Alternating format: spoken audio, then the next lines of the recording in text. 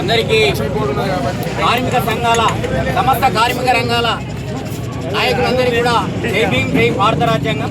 ఈరోజు ధర్మ సమాజ్ పార్టీ ధర్మ కార్మిక యూనియన్ తరఫున ఈ కార్మిక సంఘాల ర్యాలీకి నిరసనకి దేశవ్యాప్త సమ్మెకి మద్దతు తెలియజేస్తూ ఉన్నాం.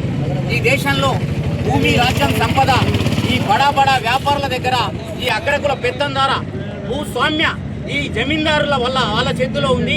ఈ కేంద్ర ప్రభుత్వం వాళ్ళకు 5,000 కోట్ల రూపాయలు ఇచ్చి 500 ఎకరాల భూమి ఇచ్చి నీళ్ళు ఇచ్చి కరెంట్ ఇచ్చి వాళ్ళకు ఫ్రీగా దత్తం చేస్తే అందులో పనిచేసే కార్మికులు రక్తము చెమట కప్పుకొని పనిచేస్తే పనికి దగ్గర సమాన వేతనం లేదు. ఈరోజు బ్రిటిష్ ఇండియా చట్టాల ప్రకారం అప్పుడు ఉన్నటువంటి చట్టాల ప్రకారం కూడా మనకు లేబర్ మినిస్టర్గా డాక్టర్ అంబేద్కర్ ఆ రోజే మనకు లేబర్ చట్టాలను తీసుకొచ్చాడు.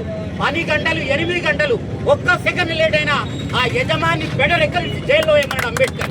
కానీ అలాంటి చట్టాలు ఇప్పుడు నిర్వీర్యం చేసి 12 గంటలకు మారుతూ 4 లేబర్ కోడ్లను తీసుకొచ్చారు.